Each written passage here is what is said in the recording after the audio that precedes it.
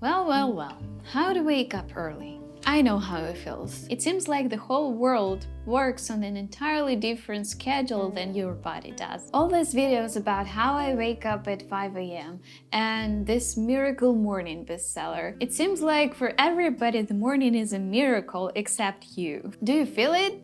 And in order to solve that, you simply need to learn how to wake up early, right? I would like to discuss all of this today. But before we start, I would like to invite you to my Instagram page. People say that it is about living well and pursuing mindfulness and holistic well-being, and I could not agree more. So if you're interested in that, go ahead and check my Instagram page. And we are going to start with sleep types. There are different categorizations of sleep types, but I want to focus today on the most simple one, which has 3 sleep types: the early larks, the night owls, and just usual mediocre people that most of us are.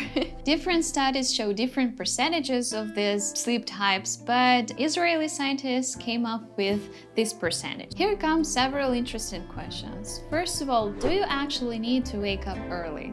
Second, if not, then what time should you wake up? And if you still have to wake up early because society tells you to do so, then what can you do to make it easier for you and to literally wake up early with a smile? I would like to start with the first one. Do you actually need to wake up early? As I told about the sleep types, you probably don't. Let's look again at the sleep types. What time do they wake up? The early larks like to go to bed at around 8 or 9 p.m. and wake up at about 4 or 5 a.m. The night owls are more prone to go to bed at 1 or 2 a.m. and wake up at about 10 or 11, maybe 9 a.m. As you can see, even the night owls are not okay with going to bed at 4 a.m. This is just not natural for any human being. So if you just don't sleep through the whole night, this can cause like real drowsiness and fatigueness the next day. So be sure that you don't go to bed later than 2 a.m. no matter what sleep type you are. Because the majority of us live on the schedule, like go to bed at 11 and wake up at 7, the rest of sleep types have to adjust themselves in order to go well with this whole society schedule. And this causes problems. But if you do not have to follow some societal schedules, if you don't have a 9-to-5 job, if you are not strictly tied to any schedule, just follow your sleep type.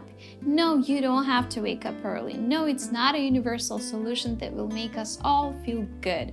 No, you can follow your own sleep type, your own circadian rhythm, and if it's from 2 a.m. to 10 a.m., just go for it. Okay, if you're done with that, let's go to the second question. If you don't have to follow any schedule and you can follow your eternal clock, then what time do you actually have to wake up? It's a good question because there's no universal answer for you.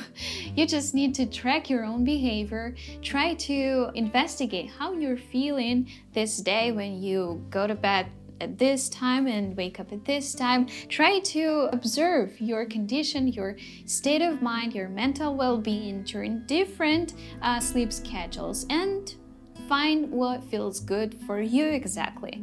If you would like to closely track your sleep, I prepared the free sleep tracker for you. If you're interested, you can check it by link in the description. So no matter what your sleep type is, just follow the feelings of your body. How do you feel most comfortable with which schedule? And make sure you get this 8 hours of sleep a day, no matter what. And the third question, if you still have to wake up early because of this stupid society, what can you do to make it a little easier for you? If you're enjoying this video so far, it would mean the world to me if you click this like button to spread these ideas forward to the world. So the first thing that you can do to wake up early and not feel devastated is to go to bed at the same time and wake up at the same time every single day. Attention here, weekends also count. So if you wake up early 5 days a week and then on the weekends you sleep in,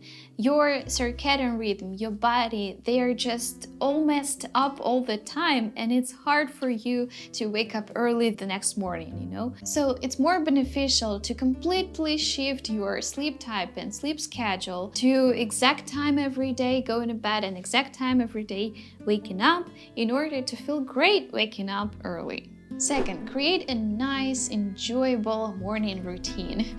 Sometimes you just try to fall asleep and think about the next day, and you think how awful it will be, and this makes it a lot harder for you to wake up the next morning. So it is a lot better to think about the good things that you will do tomorrow. Include such things as, I don't know, skincare if you like that, into your morning routine. Also, the delicious coffee cup in your morning routine. I hope everybody of us have that. If not, then what are you waiting for?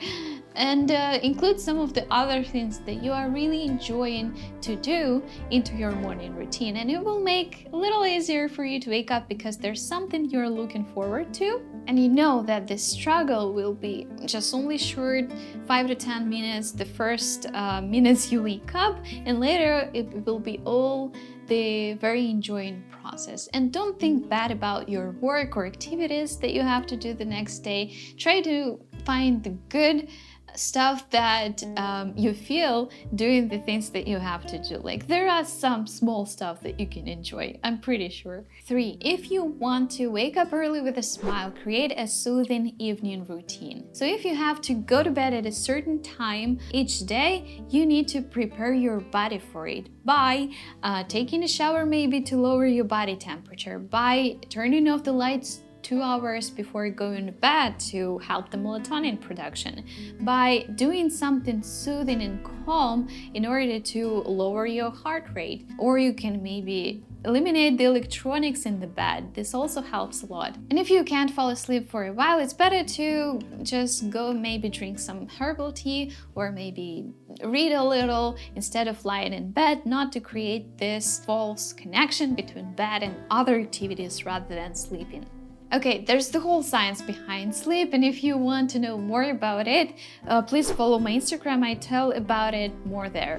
Number 4, write down a to-do list before you go to bed. I sometimes do not do that, and in cases I don't write a to-do list for the next day, I tend to feel the uncertainty about my future.